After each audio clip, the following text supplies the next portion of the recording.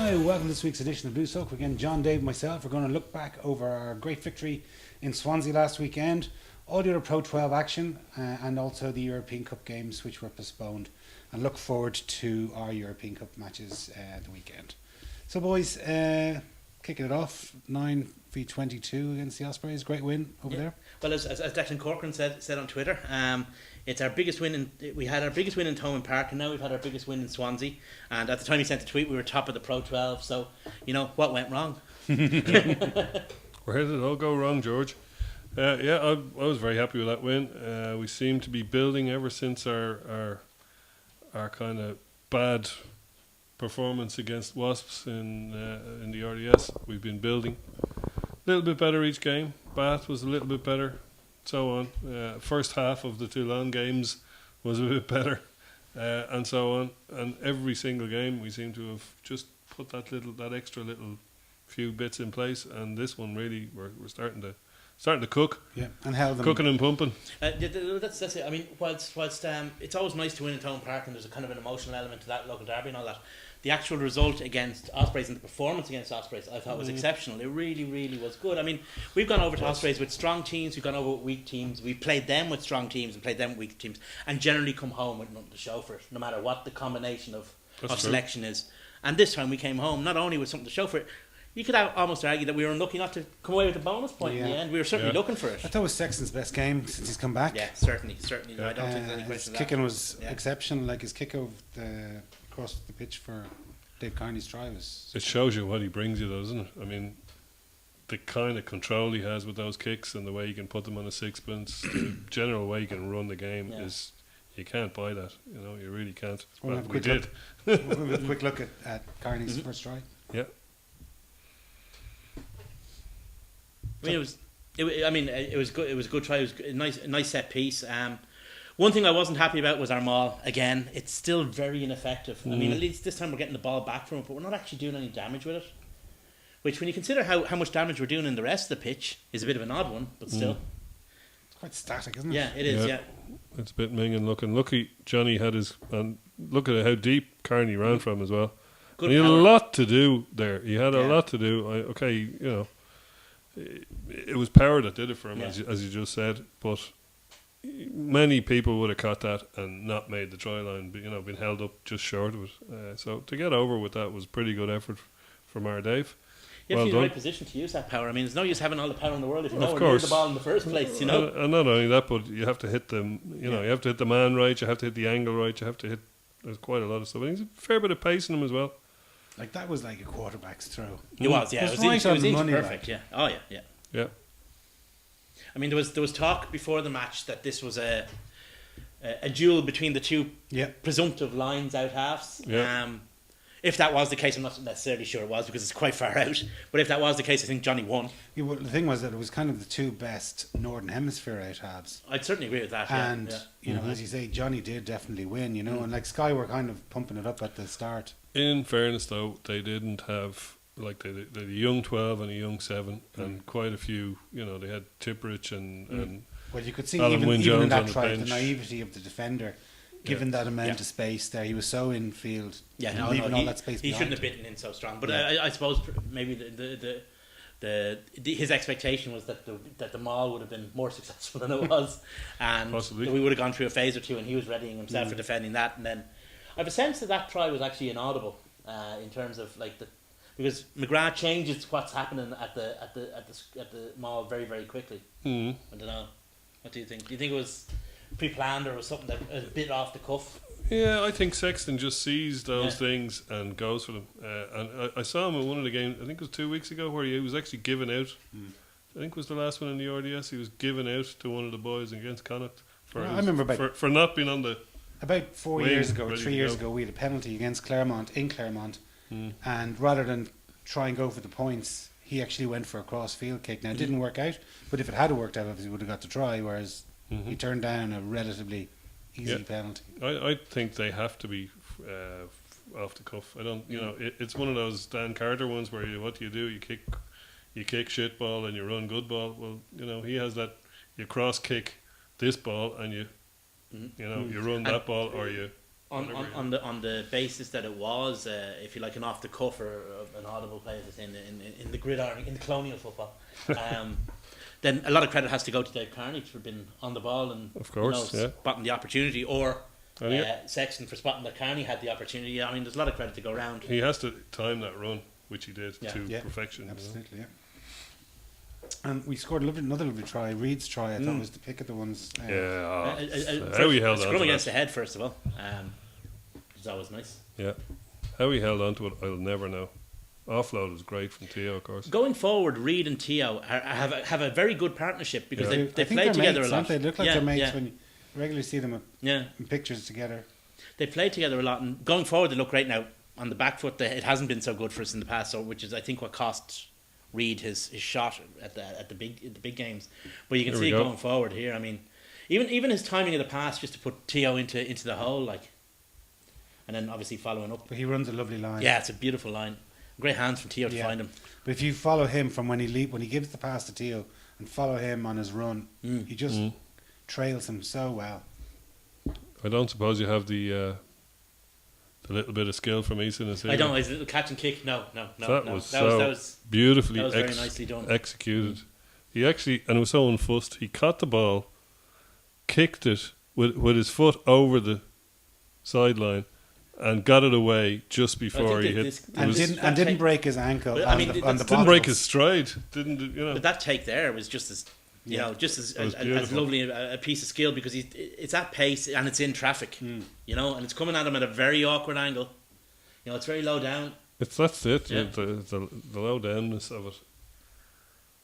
But he knows. If he could add a defensive Follow him. element to his game, Yeah, absolutely. I mean, he'd be. Beautiful going I wouldn't forward. care less about if Robbie Henshaw were coming or not. Yeah. If he could add that element to his game, Mm. And we might as well look at Carney's second try. sure, why not? Again, offset piece. This kind of goes back to what I was saying last week. Remember, we were talking about whether Leinster should sign a big Fijian or Islander, Yeah. and I was saying Leinster's wingers are very good at scoring tries that are constructed, but not so much off cuff. This is very much a constructed try again. Yeah. If you watch the replay from behind, you'll see that Justin Tipperick is actually still following Owen Redden after the dummy Owen Yeah, throws. it was nice. If you Disguising, wasn't it? just watch Tipperick in it when you see the replay from behind, you'll see he totally buys it. And it was an outrageous dummy. It was a totally outrageous dummy, and Tipperick buys the dummy and a service plan. You got the extended warranty, the whole lot, colour coordinated bumpers, everything.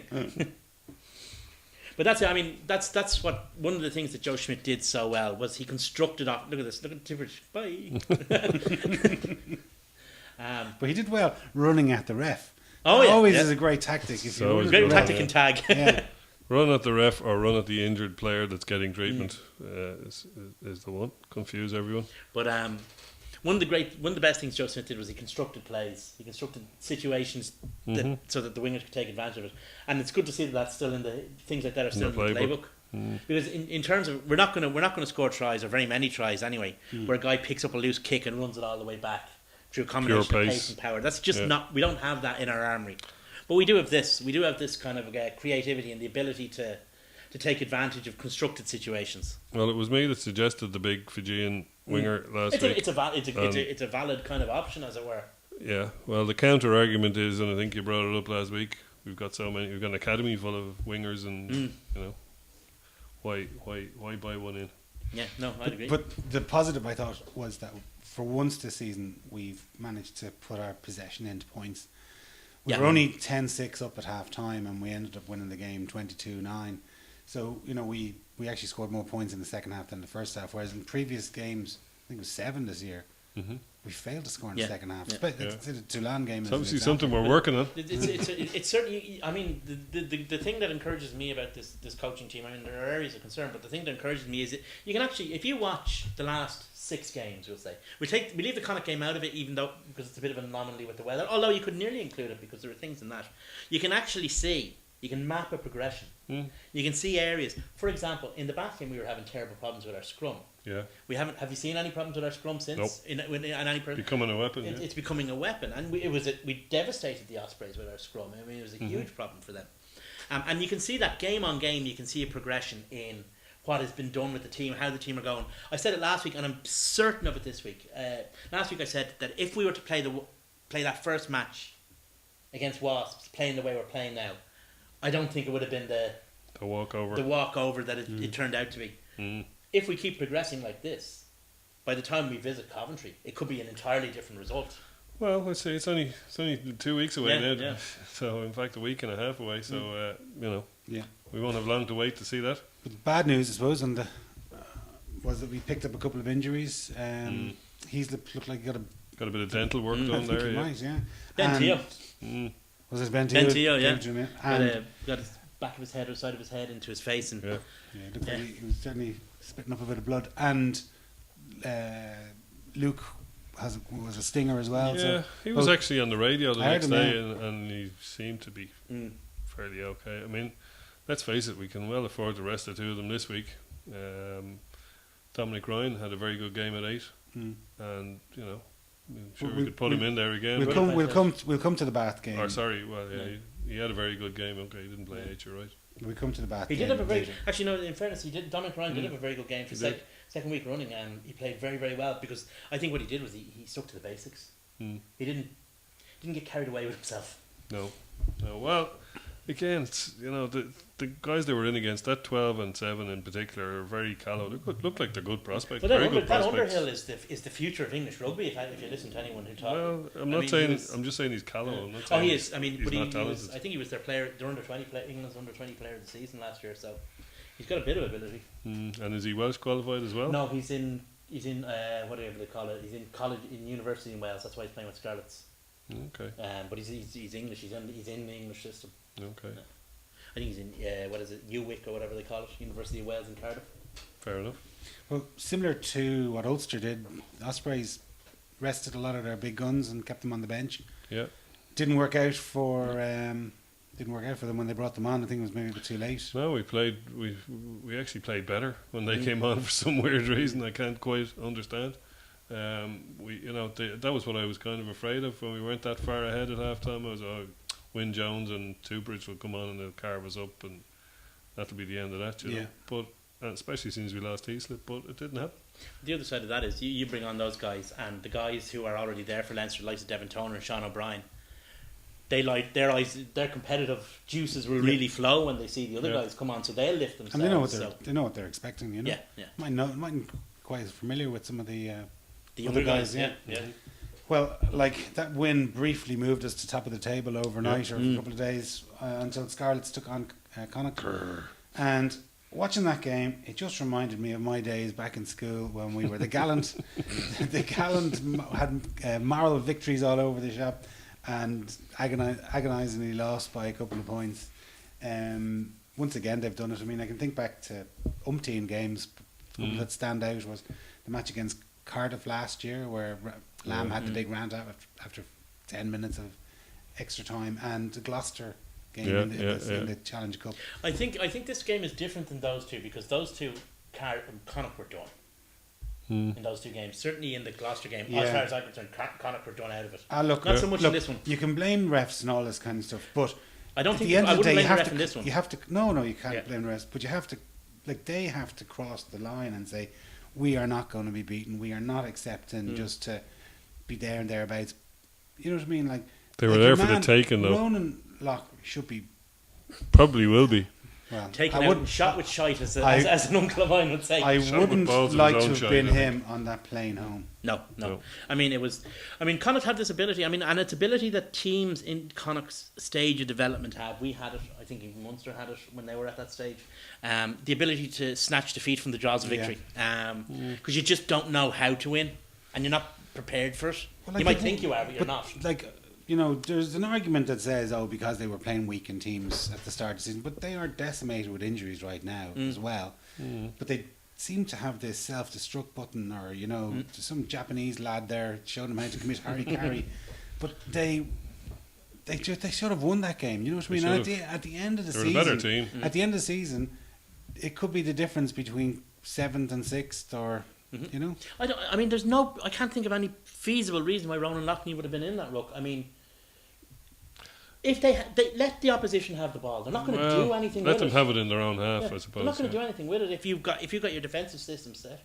You don't need the ball. You don't need the ball to win. If you're going to hold on to the ball, though, you have to do it. You have to do it right. You know, you can't be diving into rucks and lifting guys off their That's what feet. I'm You know, saying. yeah, I In the know it last is, minute, though. Like, Yeah. whatever about softening someone They up had 2 minutes at the start of the game. They 2 minutes. They received the kickoff, and they 2 minutes to hold out. Yeah.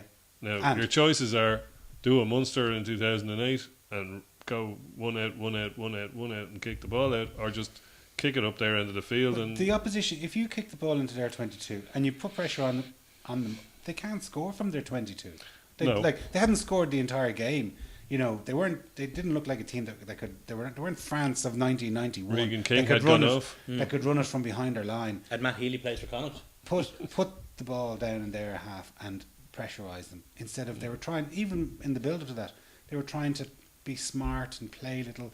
Like, it took them ages to get out of their 22 when the kickoff came, when they were fielded the kickoff. I would say if you want a kind of a template for how you play in that situation, just get any Munster video from 2004 through 2008, and that's what you do. I mean, the fundamentals of the game haven't changed. Maybe some of the rules or the interpretations of the laws have, but the fundamentals of the game haven't changed. And one of the fundamentals of rugby is it's a territorial game. It's a game that's based on territory. Yeah. So if you're looking to protect your line, you protect it as far away from your Correct. line as possible. And the more chance you have at the ball at the very, you know what I mean, if the referee sees you just trying to kill down the clock, he's going to ping he's you. going to ping. Of course, he Get is, the yeah. ball, get them the ones that make the mistake. Yeah. Yeah, it was disappointing. But anyway, like, they have got 7 wins out of 12, and I think they're still you know they're fifth, and they've looking good for a high no place. of the 5 matches that they've lost, they've got 4 losing bonus points, so that they're and thereabouts in the, you know, they're not been scuttered in the other games. Oh, the days of Connacht been scuttered are gone. And I they've two Italian teams away. Yeah. You know, all their home games are shit hard though. Yeah, that's the thing. I'm still not so sure that they're gonna. I don't think they're gonna do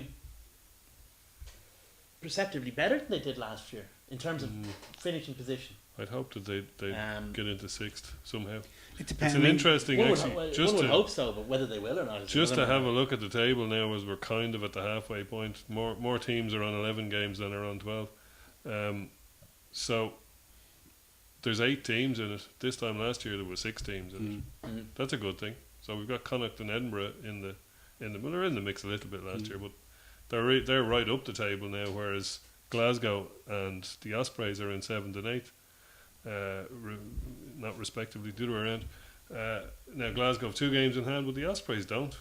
You know, so you'd have to think that those 2 teams will climb back into the top 6. So it's really, who are they going to go at the expense of?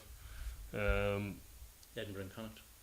That's again going on last year's Yeah, but form. we don't know, but because you you don't see, know. if Edinburgh Ulster- are very hard to beat now. If Ulster get out of their European Cup group, they might take their foot off or take the emphasis away from the league. You don't know. Mm-hmm. Munster could be in free fall. Like, we talk about both those clubs shortly, but you know, they could be. I think what we're seeing is a season that, whilst the roadmap is different, a lot of the destination points are the same as last year. Okay, we've no autumn internationals this year, but the World Cup operating at the beginning, and now we're coming into the Six Nations. So in a way, we've still had the 2 breaks in the thing. It's just that we had the break before the season started, rather than in the middle of winter, and we're kind of unwinding now from that period, and then we're about to go into the Six Nations. So the question is, how does the Six Nations affect the teams as we have them this year? And I don't think the answer would be radically different than last year. I think the teams that'll be strongest during the next period of Pro 12 games will be the teams with the biggest squads and the teams that have the least injuries / Six Nations columns. Yeah, but like, I mean, this is where Leinster won the Pro 12 and all In the those past, years yeah, in the past. yeah. Was over this period, because we did have a bigger squad and a better squad. And you know, when you are taking, if you take I mean, like, we, you know, say McFadden hasn't featured in the World Cup, so there's a good chance he's not going to feature in the Six Nations. Have someone of his ability in your team, as opposed to You'll an also academy guy have coming Kirscher. through. Yeah, And Kirscher, I mean, like, I'm Yeah, just T.O. trying to give a There's- couple of lads. there are. But Let's say if you compare that to other team squads, like, they're going, do you know what I mean? The strength and depth isn't. Oh, it's not It's there. good, It's not so- there. No. But anyway, like, probably the game of the weekend was Ulster's match in France. I mean, what a bizarre, ridiculous game of rugby like that.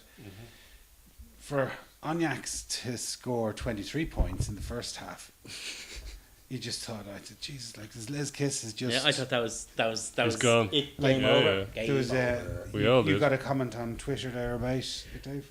Well, it was just Andy Crawford says, what lads think of Les Kiss's impact at Ulster? Is he showing the value of experience? If you asked me at half time, I would have said no. If you asked me at full time, I'm going to say I'd have to say no again, right? Because if you've got three guys sitting on your bench that materially affect the game the way that the Ulster substitutes did, why the hell weren't they starting? Got arrested. Yeah. But that must have been the thinking, because they, like, presumably It Kiss was a thought gamble. Onyx conceded 55 points the last time out against Saracens. They've changed their coaching team since then, though. I'll tell you what it was, right? But they probably just thought, well, this team isn't going to bother showing up, and all we have to do is just put 15 lads out on the pitch. I'll tell you what it was. It was the fast pitch, the surface 4G pitch. 4G pitch. They've got Marshall and Humphreys. Like, get those two lads on a fast pitch going forwards. You know, it was a reasonable gamble. Now, it was pissing out of the heavens, unfortunately for them. So the handling wasn't, the 4G pitch wasn't as big a factor as it might have been. The other side is, if you pick those two guys, you're defending with 13. Now, I know Les Kiss comes from a rugby league background, but, I mean, he's used to defending David, with 13. I mean, Ian Humphreys, we're used to Ian Humphreys, if you like, a style of defence, but he took it to new levels. I mean, He did, really But his laughable was dive bad, for one it's of the just tries. extraordinary. I mean, and then you see, I mean, we know Pienaar is probably the best scrum half in the Northern Hemisphere at the moment, or certainly up there with Conor Murray anyway, on form.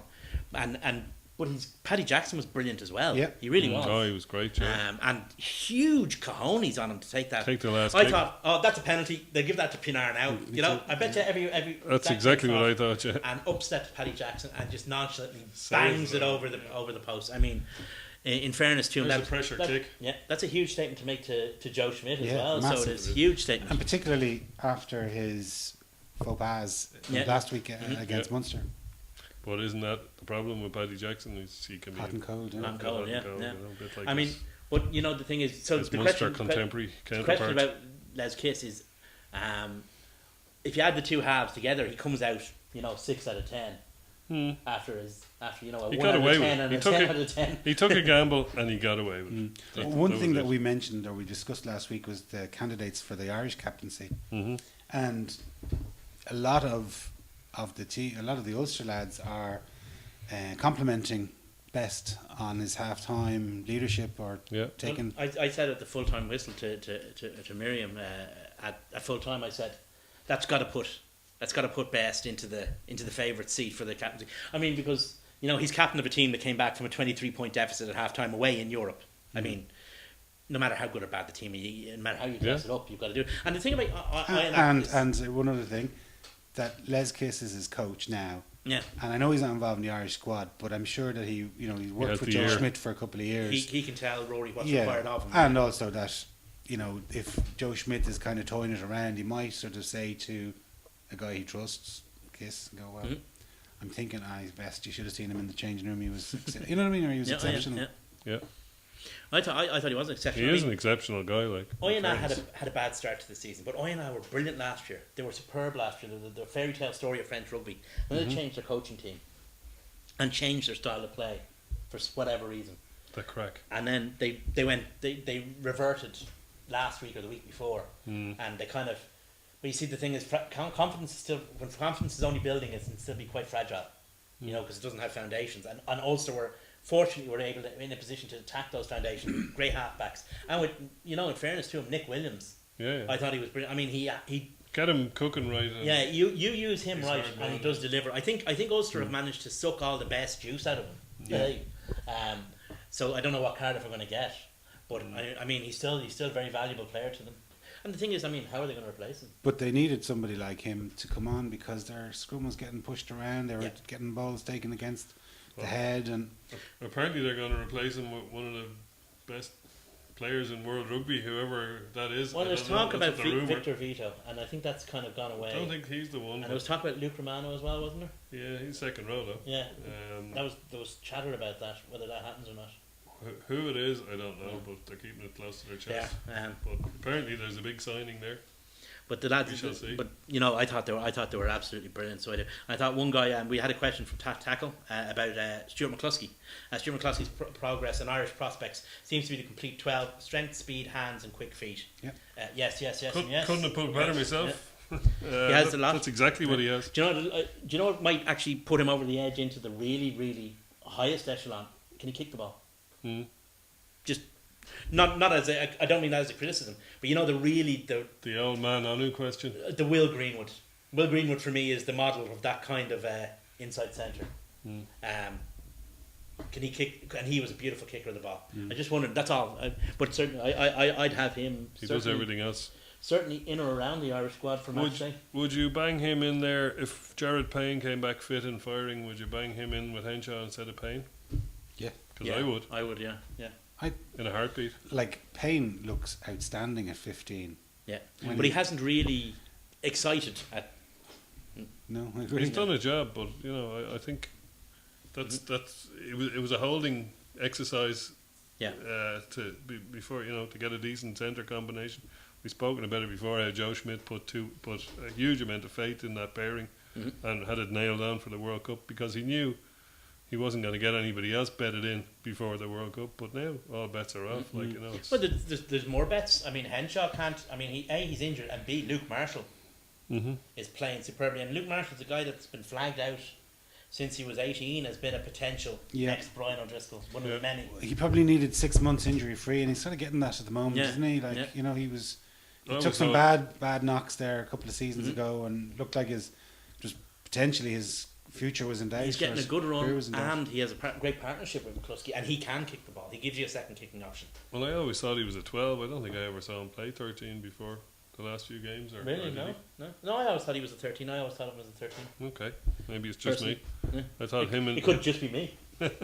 him and Cave. He's a Cave was lad, the though. 13, Yeah. He's a well-built fella. and now Cave has become a 12 Yeah. because of Jared Bain being Yeah. moved. So I mean, there's lots of options. who knows what's going on with their centres up there? Yeah. Jesus, they wouldn't know what you wouldn't know what to be doing. For lads who are very fond of traditional routes, they're getting very creative with them. Well, that moves us on to the Stade Francais Munster match. Like, it was probably one of the worst performances I've seen from Munster, and It was hard to watch. God, was- it took the gloss off. I was in great form after the Friday game. Everything was coming up Millhouse, and the next day it really did depress me. Like it depress is a bit strong, but it really took the gloss off what was looking like it was going to be a good weekend. And then poor Al Connacht, Ulster were the only ones. Connacht threw everything at it, and a guy made a Absolutely, mistake. yeah. And people make mistakes. Connacht lost the game as a result of something silly that one of their players did. Munster were never in that match. No, They never looked like they cared a damn about that rabbits shit. in headlights is what they looked like. They looked scared. When it was what time was it? What time was it? It was at half time when that red card went in. I thought, well now. They should have a. There we go. It looked like Stade Francais were the team with the extra man. Yeah. Well, there was a guy out playing out there in the centres for Munster. What was his name?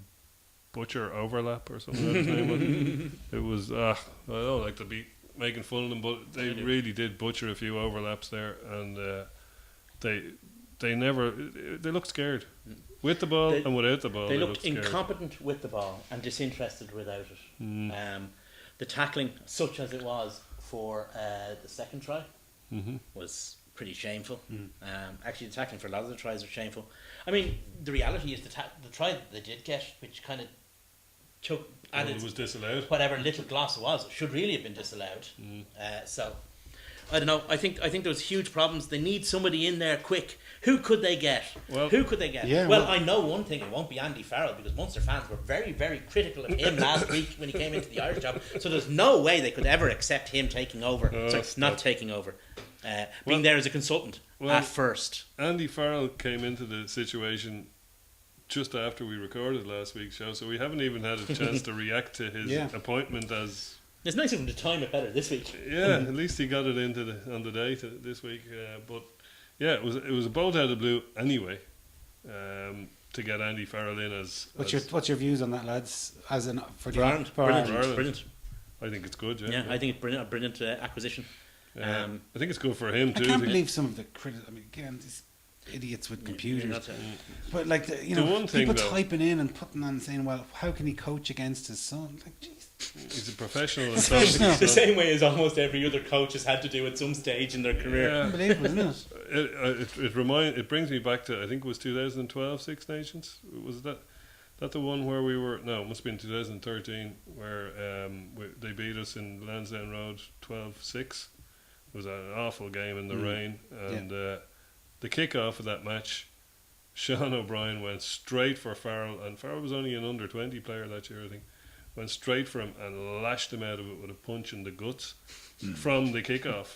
And it wasn't picked up. Nobody saw it, but he got him. Really got him solidly. Now, fair play to Farrell. He's made it tough stuff. He got up and shrugged it off, but it was right in front of me, and it was it was fairly serious. And when he was appointed, when his dad was appointed coach, I'm thinking, he's going to be the one telling Sean O'Brien to do that to his son. And now, come on. But I I'm know- sure I his know son they're would be. both professionals, But his son would be embarrassed if his father didn't do it to him. Yeah, I don't but, think it. I mean, the only people who would think about these are that kind of an issue are some strange people. I think. He's I've just thought about experienced. it, and I'm not strange. No, but we're answering about the thing. But he's experienced. England have had a relatively good defence. They got caught on final days 2 years running, which skews their defensive stats a bit negatively. But overall, they're very good. And I mean, they've beaten us 2 of the last 3 times, haven't they? So he obviously knows what he's doing. He got hung out to dry on the whole. Oh yeah, well he was the And lead. Burgess, but He you was the well, lead you see, guy. Burgess was the big guy who was going to come back into English rugby and solve the problem and be the golden boy, and it didn't work out, and they needed somebody to blame. Yeah, so they blamed the league lad. I think Ian Ritchie foisted him on both Bath and England. I think so, yeah. whether him by name, but I think the RFU foisted him on Bath and on English rugby. People are saying that Farrell was the one calling for him. I don't buy that. I think the RFU saw this box office lad and went, right, let's get him in the team by hook or by crook. And especially when there was there were a few injuries, like Tuilagi wasn't going to be used. Farrell was. I don't think it hangs on If the Farrell English necessarily. coaching team was 1950s America, Farrell was the communist agitator.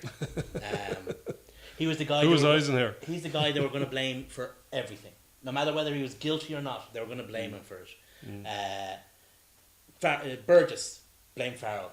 Discontent within the camp, blame Farrell. Burgess and McLean. But they even What out half we pick? If he picks Owen Farrell, Yeah. blame Farrell. But I heard a press conference. They replayed it there during the week, and it was a press conference that the English media had when they brought back the son into the team, and like he just said, "Come on, lads, like this. It's nothing to do with who's the father of this kid. We're picking him because he's better in this game, in our opinion." Then Does anyone ever ask Mike Ford that question? No, they don't. But I'm sure they would if they got a chance. because And I'm sure they that's would. how the English media and I'm sure they would if operates. he stepped into Yeah. the English management. But I think as an appointment, he's a very, very good appointment. Not everyone did, and a lot of people who didn't now have him as their coaching consultant, which is kind of interesting. Yeah. What's he doing down there though? That's the weird thing. Well, he's working 2 days a week with them. For now. For now, yeah. I listened to some of the audio off the press conference, and there was an awful lot of for nows and at the moments and as things stands. In almost every statement about his role was qualified, But like which I thought Maybe was a bit maybe odd. nobody, including him, knows what he's doing down there. It wouldn't surprise me. But like when Sky interviewed Foley after the end of the match against Francais, he looked a broken man. He was he was very disconsolate. And- is the word I'd use. And a few weeks ago, I think BT interviewed him after the match against Leicester, and he was He challenged. looked cracked then as well. He did, and he was in the broken sense, not in the bad sense. But he was challenged about Hanrahan, and if you think about it, it was a bit of they kind of shot themselves in the foot. They have currently, if you think of it, the optics of it. they currently have a guy playing at out half who's going through a terrible trough at the moment. Yeah. From Leinster, from Belvedere. Do you know what I mean? Like the antithesis of what you would expect. They had this guy, homegrown in Kerry, who could have been the out half, who's probably one of the few guys in the last 20 years that's exceptional and, you know, by merit could be in the Irish backline. And he seems to have been treated very poorly by Munster, and as a result got disillusioned and moved away. And, you know, Foley was just very dismissive about it. He just said, oh, you know, we offered him a contract, didn't accept, that's professional sport, move on. Whereas he probably said, well, like, I'd like to start, you know. Well, he And- may have been pissed off, and that's why he's being asked the question. Yeah, I and don't just think give a glib I answer. didn't think that was a fair question to ask. Asking a coach about a former player who's left and playing for a rival or Well- another club, it's just it's inappropriate. It's like However, man management doesn't seem to be his strong suit. I mean, he was great as a captain, but like man you know, management and Microsoft Office. I was about to say he started with the spreadsheet issue, and then there was a handwritten issue, and then you know there've been. Look, I don't want to crap on the guy when he's having a bad week, but you know, well, A, he's not going to hear me, or B, But- give a but- shit. See, it was the problem is, I mean, there were plenty there who were willing to crap on him when he's having a bad week because as a result of this. I mean, who was the first guy on? Who was on News Talk on Sunday? Johnny Oh, Murphy. Johnny Murphy. Yeah. You know, I mean, Yeah, but if you listen to that whole Well- interview, Murphy was not just critical He wasn't. No, I heard the whole interview. of Foley. You know, he kind of was saying there's flaws in him, but there's flaws in everyone. But what he was critical of, and what Quinlan was critical of, was the entire Munster organisation. Yeah. And he, as he said himself, from the top down to the Totally. bottom. And there's lots of different things. You know, there's the dual base, there's the training. Like, I mean, it's a bizarre They concept. pissed away they had a fabulous team, and they pissed it away Well, with bad. Well, teams decisions. come and go, and like look at our team, we're But- rebuilding. But what they did do, they had an enormous, probably between themselves and the All Blacks, were two of the biggest rugby, and I hate using the word, but rugby brands. And that brand is gone now. The All Blacks is still there and will always be there, but they just didn't build on that success. Or I think they had an I think what happened was Munster came across, whether by luck or judgment, came across a team of outstanding individuals that created an outstanding team in a 5-year period, we'll say between 1998 and 2003. At the same time, absolutely nothing was done anywhere else in Munster Keep rugby. that going. Right? Yeah. You look what happened to their academy. The IRFU had to. Their academy was so bad. The IRFU had to step in Yeah. and take control of it. So that's. I mean, so when those players retired, there was nothing to replace them. There Well, was when- nothing coming through. You look at the last number of underage representative teams. I mean, Munster players are rarer than Connacht players now Yeah. at underage level in the Like, representative. do you remember the teams. opening game of the Aviva Stadium? Oh, yeah. It was Yeah. Connacht The and Munster. Munster match. Oh, but I mean, it was 68-0. something. And like, I mean, Liam Toland was very interesting on the radio the other night. He said, like, with all that success, 21 years of professional rugby in the country, still the same numbers of schools. The two main producers are Yeah. still the two main producers down in Cork City. They Of don't seem to- 400 or They 500,000 don't seem to have people. expanded the game, but it's not just. I mean, the whole thing. Well, look, the whole. I mean, not just the game. I mean, you look at the. I mean, everybody thought it's a brilliant development, Thomond Park, but it's turned out to be a bit of an White albatross. elephant, yeah. But Because they just they- never they bought into the myth themselves. They thought the naming rights. They were the stadiums opened 15 million in debt Yeah. when it was supposed to be opening debt free because they decided we don't need to sell the naming rights. Now, fair enough. Nobody could have foreseen, except almost everyone who did, the property crash that happened. But you know, it left them 15 million in debt, a debt they still can't service. The thing for me that kind of it's a catch-22 thing, right? You've just been on about the schools in Munster, or there being a bit of a lack of schools. If you look at the provincial game since the dawn of professionalism, it's kind of killed the club game that was developing beforehand. So, like the early 90s, Yeah, and it was the Munster clubs But that the were the strong recession ones. has actually killed the club game because all of the talented young kids that used to live in Cork and Limerick and their hinterlands have generally either moved out of the country or moved to Dublin. Hence, That's another for issue, 15 another years, element, yeah. for 15 years, the AIL was won by Munster clubs. In the last 5 to 7 years, they've been won by Dublin clubs. primarily because there's guys from Cork and Playing on the Limerick Dublin living in clubs, Dublin yeah. now, whereas whatever there's now, hopefully with the economy starting to improve, that people won't have to move. There's But also the there's thing also is, the fact that club- Dublin clubs are also supplemented by the best players in the academy. Yeah, but that's true too. And with the best players in the Munster academy, you can get a run with UCD or Clontarf. Very few of them would. Some of them might. Well, look, the point I was trying to get to there was that the club game was kind of destroyed by provincial rugby.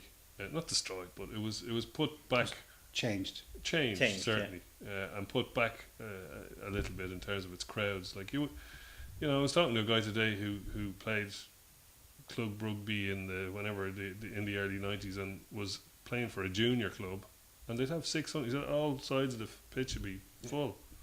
They weren't even at AIL level at all, but people would be turning out from.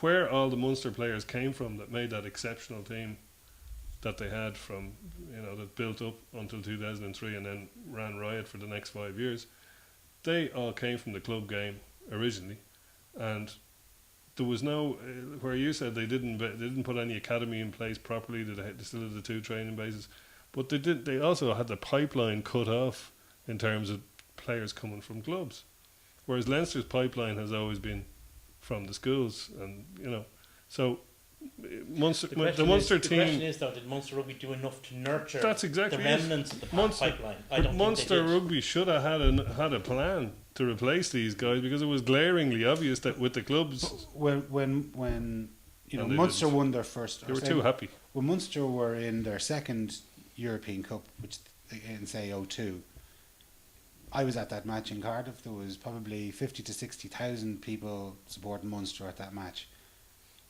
Like Leinster were getting 2,500 people in Donnybrook, right? Roll it on 4 more years later, we played them in Lansdowne Road. There was probably 95% of the crowd that day. 10 years ago, were supporting Munster. Again, our average crowd was probably 3,000 to 4,000. Leinster was slowly building. Mm-hmm. Munster's success, or not even success, but the phenomenon of a professional rugby team called Munster just happened overnight, and all of a sudden there was getting crowds of a few hundred to bring in 50, 60,000 people happen in a couple of years, whereas it was a very Munster's it was a very kind of slow Gradual. gradual the build within. explosion, if you like, in Munster, the supernova, I think is probably an accurate term, was a top-driven one. It was driven from the top. Yeah. It was driven by success because they were a successful team. Leinster's, if you like, building and crowds and stuff like that was built on not very much in terms of success. I remember having conversations with people about why Leinster always branded themselves the entertainers and the Leinstertainment, and the answer was because we had nothing else we could do. We certainly couldn't wave trophies around because we just didn't have them. So we had to carve out a unique identification for ourselves, and it couldn't be based on winning because that's not what we were doing. That hadn't happened yet, and then it did happen. But in 2008, 2009, the year we finally won the Heineken Cup, after 2007, 2008, the year we won the Pro 12, Leinster sold just over 10,000 season tickets, which is near enough to capacity in terms of season ticket numbers. And so that was an organic growth based on how you normally grow a business. That was the first year in the RDS though, so they couldn't have sold any more. The first year in the RDS was the season before. No, we 06, 07 was. Yeah, was 06, 07, yeah. Was in. Well, We they were played a few. 05, 06, 06, 07, and then 07, 08. That year. But we built the season ticket numbers organically. Mm-hmm. No, we couldn't have sold any more, but we got to that level. And then you get to a point where you can't sell any more because you have to retain 15% for visiting teams, 25% for whatever, for Pro 12 teams. We hit that limit a few years ago. No, we hit We're that. back down now. Yeah. Right? I'd say we might have dropped off a bit, but I would say it's certainly proved less elastic than Munster's. Well, if you look at the Because it wasn't. Just to say, it's less elastic than Munster's because it wasn't built on success. Yeah, but don't forget, Munster built a stadium for 26,000 people in a city that's probably 250,000. So 10% of the entire population Population of Limerick city and county is under 100,000 Okay, people. there you go. So Less than Dublin 15. a quarter of the population then. The stadium is the same size as a quarter of the population. Like that would mean that there'd be stadiums in Dublin, which put it like this the way, Mac. if Leo Varadkar came to you and said, "I want to build a 26,000 seater stadium in Tiernan Oak Park," there, you'd think he was mad. You know. Yeah, well, Leinster are supposed to be. Is that still on? Yeah, but for one post Supposed to be doing. that's what I'm talking about. Oh yeah, I know. Yeah. You know, the problem they've also got this dichotomy between Cork and Limerick, and it's a tricky one because if Jim Williams spoke about it Yeah. 10 years ago, saying it was the greatest hindrance to their success. They're still Still going there. on with it. that was the day after the Wasps match. It was in the newspaper. A big interview with Jim. I think it might have been either the day after or the day of 2004. the Wasps match in 2004. It was a big Jim Williams interview, and that's when he said what you were saying about it being the biggest Like in hindrance. John Hayes' book, he's talking So about. only 12 years it took to fix that from Jim Williams mentioning it. Yeah, well, it's only next year it's going to happen. Like in John Hayes' book, he mentions flying in from France for a match, stopping in Cork to drop that contingent off, flying from Cork to Shannon to drop the other half of the team off. Like, just the time that adds on to the trip home. The team don't train together. Well, exactly, it's unbelievable. Like. I mean, just And- say that. And the days they're that ridiculous. the days that they do, one crew has to drive to the other, and more importantly, when they're tired, has to get in the car and drive an hour and a half up. And it's not even a motorway, but has to get back to Limerick or back to Cork, with their bodies stiff and sore after training. You got the problem, you see, because Cork is the second city in the state. I mean, it's a big city. It's got a big catchment area. If you're looking to build a business, where would you pick? You pick Cork. Limerick is the capital of Munster Spiritual rugby. home of It's the Munster passion rugby. for rugby in Limerick. All the stereotypes people say about Munster rugby, a lot of them don't really exist, but they do exist in Limerick. It is true of Limerick. Yeah. So if you're going to build a business where you've got complete passion, you're going to go for Limerick. And that's the problem. Munster has never been able to decide whether it's Cork or it's Limerick. But being both doesn't work. But the IRFU had an opportunity 21 years ago to make two teams out of Munster. Yeah, there was. But that's gone now. They will never. You know what I mean? They can never split it. Would was- have been a bit of a travesty, though, wouldn't it? I mean, it'd be There was significant talk of the provincial system being changed. Dublin and Leinster, Belfast and Ulster, Cork and Limerick and Connacht were going to be the provinces. But they didn't grasp that. But then they made that deal. They made the deal with the Scottish. If you remember, they made the deal with the Scottish regions because it was all about providing more at a higher level competition. Yeah. The deal was done with the Scottish regions that eventually evolved into the Celtic League. But it's. I mean, they do have to. But they've appointed Andy Farrell, and I'm sure he'll be brilliant. Yeah, when they figure out what he's doing, Yeah, that's that's the he'll be thing, I really mean- good at it. It's one of those things where I don't think he can do anything for the first fortnight. He just has to work out what needs doing, what he can add, and what his role will be. I get the feeling though that if Foley doesn't get them together for the rest of the season, that he'll walk himself. That nobody will have to get rid of him. again, He seems to be. there seemed to be some sort of rumor coming out of the newspapers that he had agreed a verbal contract prior That's what they say. Yeah. prior to these games, and now he was reluctant to even sign till further past the end of the season. So, but by looking at his body language especially in that interview, He looked beaten. He just did. I mean, we all remember Anthony Foley as a player, and whatever one opinion might have over the choice of number 8, you could never argue that Anthony Foley wasn't a steadfast and brave player and gave his all. on the Brave, pitch. Jesus. They're And the toughest guys you and- meet in a team of tough and guys. a guy that was exceptionally intelligent as a footballer.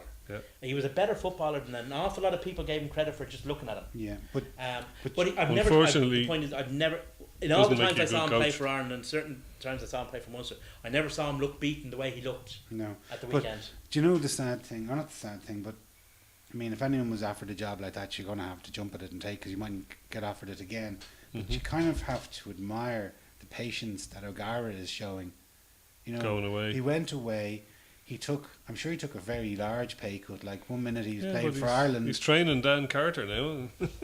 but he wasn't part of their main coaching body. Like he was No, there I know, as a yeah, kick yeah. coach, and then Yeah. kind of got internally Defence promoted. coach, yeah. But you know, he was offered a job back in Joe Schmidt's backroom staff and didn't turn it down because he wants to learn his trade. Likewise, presumably O'Connell's going to do something similar and then come back, because Foley kind of moved from the player to coach very quickly. Like, at least Joe Schmidt but was he's had a Joe lot of Schmidt was a different coaching well, hold roles. on, not really. Joe, just within the organisation, he was a coach of the A's, and then the following season he became defence coach. And then he was coaching the Irish team as defence coach for a brief period. But if you look back at some of the Irish coaches, or even say Schmidt, you know, Schmidt was a teacher. He went back to New Zealand. He coached in schools. He coached at club level. He coached, you know, he was assistant coaches. He did his apprenticeship, and it's probably taken him 15 or 20 years to get to national coach. Likewise, even Kidney, you know, Kidney coached schools rugby in Ireland. The thing is, Foley wanted that job, and Foley manipulated himself into that job. I mean, he used the politics of Munster rugby to his advantage. Politics he was well familiar with, being a good Shannon man. Well, maybe it's a lesson. It's a lesson to be learned that maybe you should walk before you can run. Yeah, I mean, the question is, if he's looking for the dagger that he sunk into Rob Penny's back, it's in your own back now. Anyway, moving on. We've a few European Cup matches to go through. We take on Bath next week. Debate, I suppose, of what side we're going to put out. Are we going to have a mixture of youths? I think we and kind of nailed it experience? last week. We're gonna get the Van der Fleers and the Ringroses a bit of European experience in an otherwise very strong team. Not that I it's think not he's strong going to with go them. balls out. But what To does win. balls out mean? Well, I think he's going to. In terms of selecting, what do you I mean by think, balls out? I think if he has a 50-50 choice to make between, let's say, a Sean O'Brien and a Van der Fleer, he's going to pick Sean O'Brien. I'd Or say with Heaslip being maybe with his he might like, play put it both of this them. way, I think he's going to pick, say, the perception would be that Redden's our number one scrum half. He's going to pick him over McGrath. He's going to pick Sexton over Cahill Marsh. McGrath's just back from injury, and Okay. he was. I think I think he's going to do that, but I think I think there might be some surprises in terms of the bench, because we're coming into Six Nations period when we're going to be without both Johnny Sexton and probably Ian Madigan as well. Marsh is going to have to get some pitch time at some stage, and I think it could be off the bench. There's no way that Leo Cullen or the Leinster coaching team, Leinster Rugby, is going to throw this game and have sorry, 5 defeats. No, I'm saying off the bench. Yeah. If the circumstances are right. Well, you mentioned Cahill Marsh there, Dave. You have a question from Matt? Mark Hearn contacted us on Facebook. He asked, what do we think we should do about our backup 10 scenario for next year? Do we go looking for a big name or trust the young lads coming up? That is an excellent question, I have to say, because both of our two younger guys are just that little bit short on game time to be trusting them, considering the amount of time that our backup 10 is going to have to play next season. Considering how young our scrum halves that we assume will both be there next season are. So it's an ideal scenario to get a kind of a Sean Byrne type guy to steady the ship. Yeah, they're Who difficult they to find, though, who they can learn because from. you're gonna, you know, Sexton's gonna be. Sean Byrne hasn't gone away, he's coaching. He's I 58 by You now, love but him, don't you? I would suggest that we don't go for a replacement out half. I think that what I said last week about getting in a really good senior, experienced scrum half who can manage the young scrum halves and manage the young out halves as well. I'd go with that, and I'd also go with the fact that Issa can fill in there at a push. I don't think the RFU like him filling in there. No, they get very antsy about it. But if you're having a run and you could at least have Issa as a covering 10. So if things are not going well for one of the 10s, bang Issa in there and give him a shepherd's crook during the game. So we have a little bit of, that's presuming Issa is staying on next year, which I think he might be. We shall see. I don't know, was his contract 1 or 2 years? It was kept fairly quiet, he's the playing thing bloody well, so it is if a we concern. have him, I'd take the risk. If It we is a don't, concern with. I'd go to the market. I think we should sign JJ Hanrahan. Can you imagine it? buy him out of his contract. Can you imagine it? Bring him we back. could sit here and we could put it, and you could hear the screams language. But no, I think that if we were going to sign a halfback, an experienced halfback, I'd make it an experienced scrum half. Yeah. And I think that would cover the multitude. I think he'll go with Redden and Sexton. I think his centre partnership, it depends on Luke Fitzgerald. If it was last week, I would have said he'd go with Luke and Ringrose. Theo and Ringrose. But now it'll be Theo and Ringrose, I think. I think the injury, possibly injury enforced absence of Heaslip, gives them a good opportunity to use both O'Brien and Van der Fleer. There's a Pocock and thingy, a pooper. I think that actually things have come up. Everything's come up, Leo, in terms of the injuries this week. Well, you talk about Anthony Foley having no coaching experience. Leo's only a wet day out of the training boots, you know. I agree, yeah. So if Foley has no coaching experience, I know, and it could Leo quite has easily. Well, I mean, less than zero. Look at what has happened in our European campaign. Like we're very positive about the league, and the team is starting to perform. I did think back to the Wasps match when I saw what happened to Munster. First thing that occurred to me was that as bad.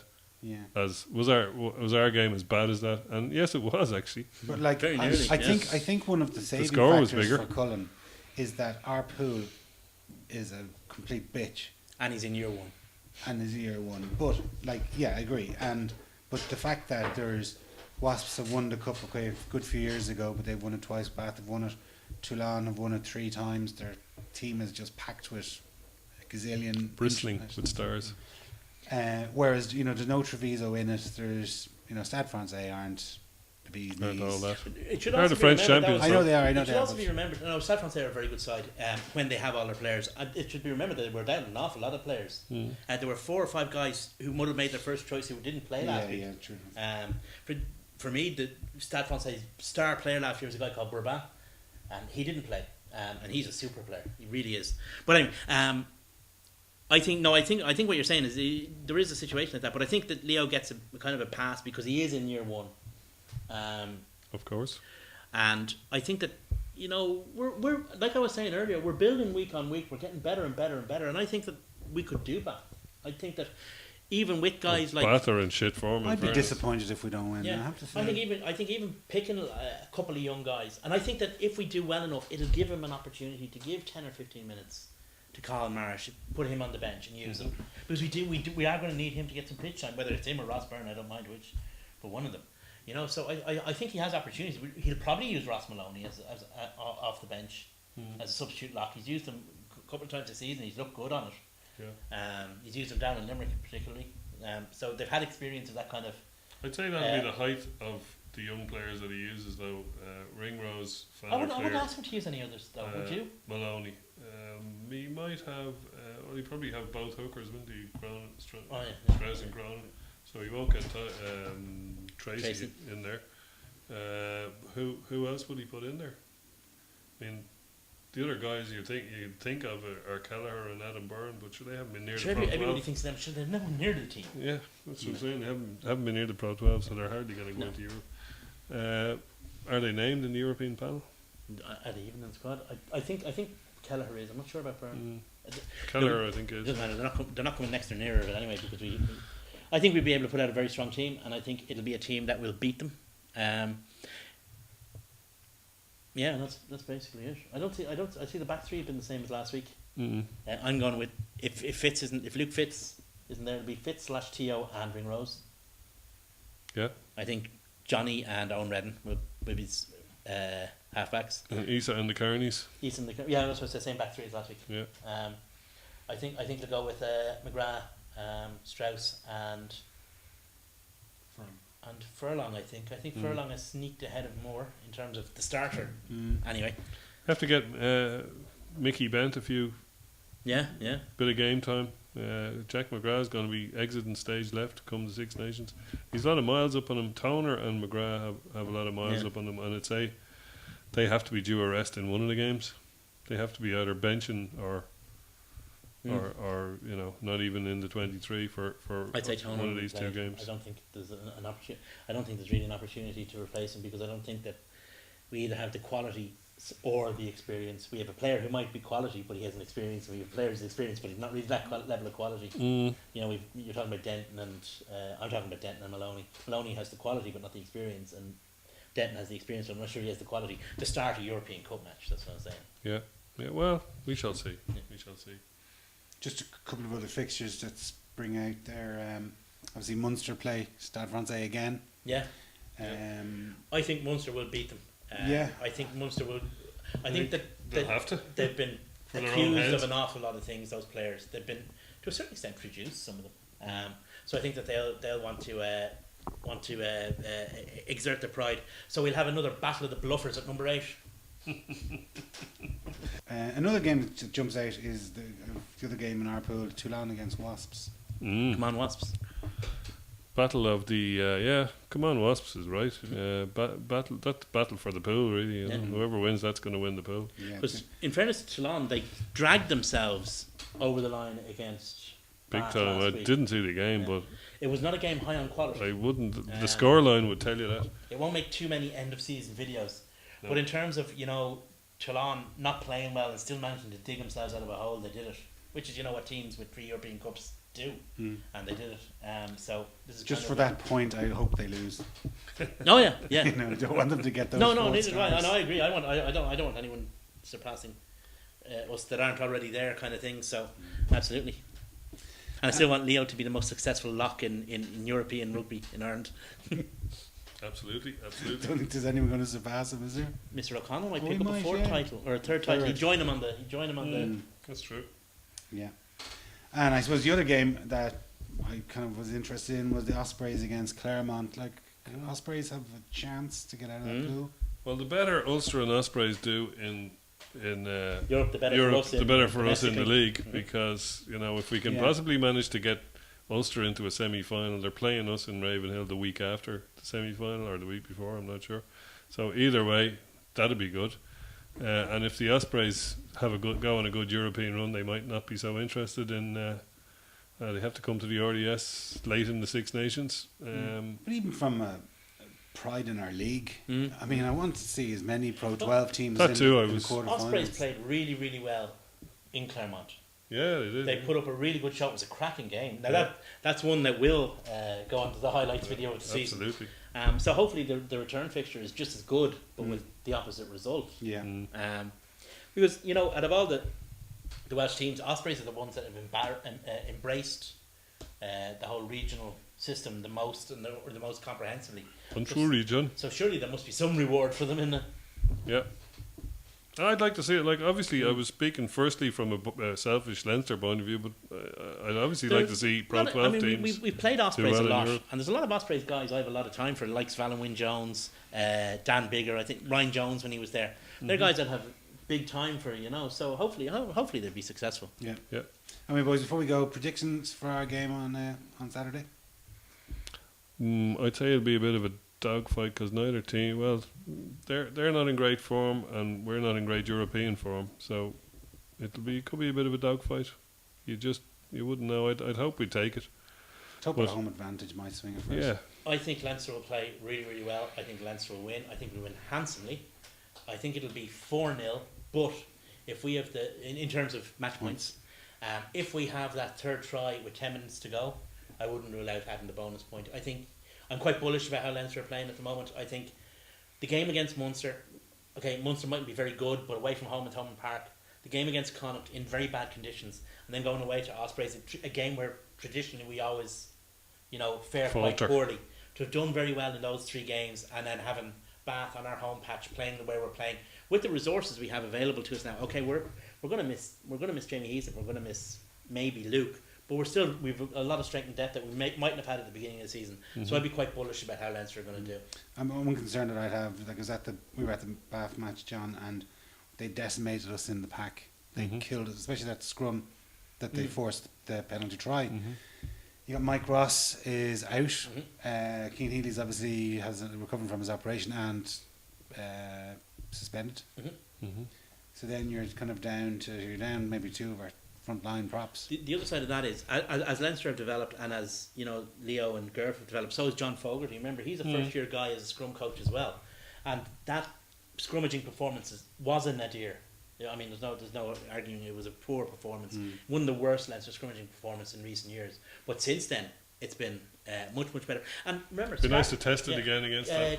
Osprey scrum last week. Paul James is one of the wiliest He's filthiest. wiliest operators in European rugby, and you know, kind He of kept him in the scrum. In fact. Oh yeah, Yeah, as much as they did, that's what he but he did. was put in his box. In fairness, he really was. I mean, he was the only thing standing between them and total oblivion. But he was the reason that they got a few penalties Oh, that they yeah, did, because yeah. he's a wily, as you say. He's But we were still very able to good at cope. cheating. We were well able to cope with him, you know, and still dominate his entire unit. So, I would be like that area, for example. That's one area where they got dominance, and it really hurt us.